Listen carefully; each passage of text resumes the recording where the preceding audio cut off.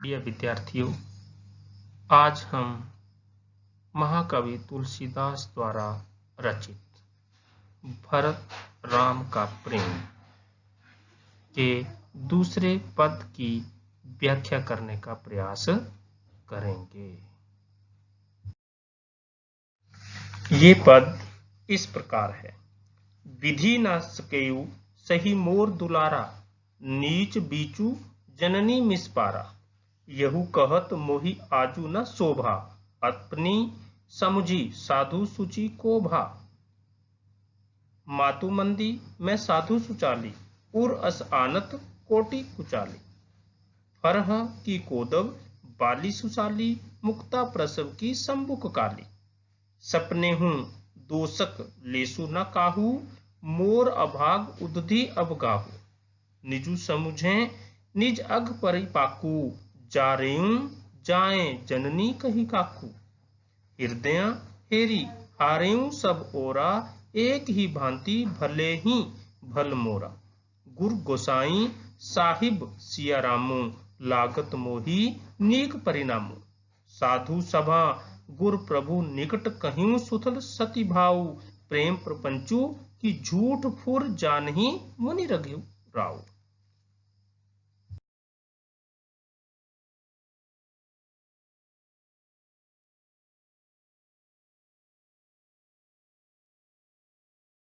हाँ तो बच्चों, इस पद्यांश में कुछ कठिन शब्द भी आए हैं।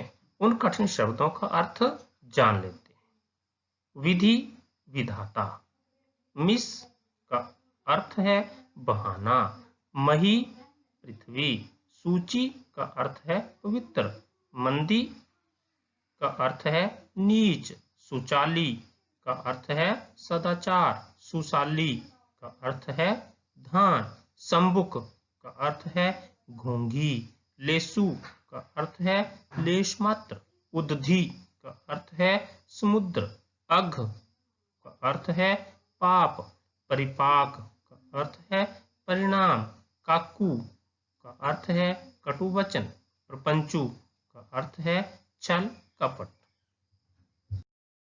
इस पद्यांश का प्रसंग इस प्रकार रहेगा। प्रस्तुत पद्यांश सुप्रसिद्ध राम भक्त संत महात्मा तुलसीदास विरचित महाकाव्य रामचरितमानस के अयोध्या कांड से लिया गया है। राम वन गमन के पश्चात भरत जी परिवार सहित गुरुजनों को साथ लेकर राम जी को वापिस लौटा लाने के लिए वन में गए। चित्रकूट के पवित्र तीर्थ स्थल पर उनका मिलन हुआ। उस समय भगवान राम और स्वयं गुरु वशिष्ठ ने भी भरत के अच्छे स्वभाव की प्रशंसा की। भरत भगवान राम के वनवास के लिए अपने को तथा अपने दुर्भाग्य को दोषी मानते हुए कहते हैं कि इस पद्यांश की व्याख्या इस प्रकार रह सकती है। शायद विधाता को ही मेरा और भाई राम का स्नेह पसंद नहीं आया, वह हमारे प्रेम को सह न सका और मेरी माता के व्यवहार के बहाने हम दोनों को अलग कर दिया। भरत जी आगे कहते हैं कि मुझे यह कहना शोभा नहीं देता, अर्थात अपनी मां को दोष देना मुझे अनुचित लगता है, क्योंकि अपनी प्रशंसा आप करके कौन बड़ा या भला कहलाया है। यदि मैं कहूं कि मेरी मां कैकई बुरी थी, गलत थी और मैं ही ठीक रास्ते पर था, तो यह ठीक ना होगा। मां को दोष देना करोड़ों पाप करने के समान है। क्या कभी कोदों अर्थात मोटे अनाज की बालियों से बासमती चावल पैदा हो सकते हैं? कहने का अर्थ यह है कि यदि मां बुरी है तो उसका बच्चा अच्छा होगा, ऐसा कैसे कहा जा सकता है? क्या कभी काले घोंघों से मोतियों का जन्म हो सकता है? अर्थात यह असंभव है। इसी प्रकार अपराधीन और पापीन मां का बेटा भला कैसे कहला सकता है? भक्त पश्चाताप करते हुए अपने को दोषी मानते हैं। मैं तो सपने में भी किसी दूसरे को दोष नहीं दे सकता। मेरे दुर्भाग्य का समुद्र ही अथाह रहा होगा जो मुझ पर राम जी को वन भेजने का कलंक लगा। मेरे कारण ही राम जी को वन जाना पड़ा। मैंने अपने पापों का परिणाम जाने बिना अपनी माँ को कठोर वचन कहकर दुखी किया। कहने का भाव यह है कि भरत मानते हैं कि उसे राम से बिछुड़ने की सजा उसके अपने पुराने पापों के फलस्वरूप मिली है। कैकेयी का व्यवहार तो बहाना मात्र है।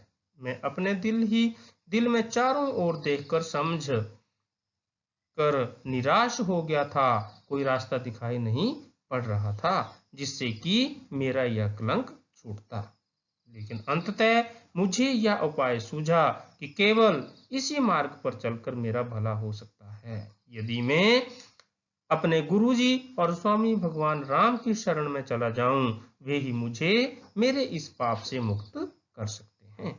उन्हीं के प्रभाव से मेरे लिए परिणाम अच्छे हो सकते हैं, मेरी सद्गति हो सकती है। तुलसीदास जी कहते हैं कि साधुओं की इस सभा में गुरुजी और स्वामी राम की उपस्थिति में इस पवित्र तीर्थ स्थल पर मैं शुद्ध मन से यह बात कह रहा हूं।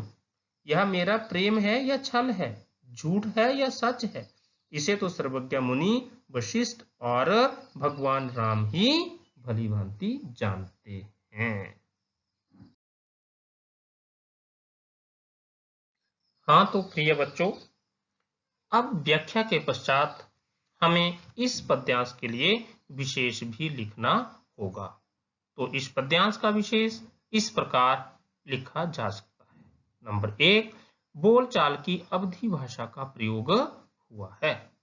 नंबर 2, पूरा छंद संगीतात्मक है, इसे लय में गाया जा सकता है।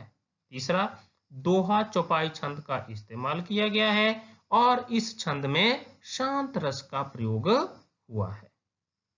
नंबर 4, पूरी चौपाई में अनुप्रास अलंकार की छटा देखने योग्य है। नंबर 5, उद्धी अवगाहा में रूपक अलंकार बनते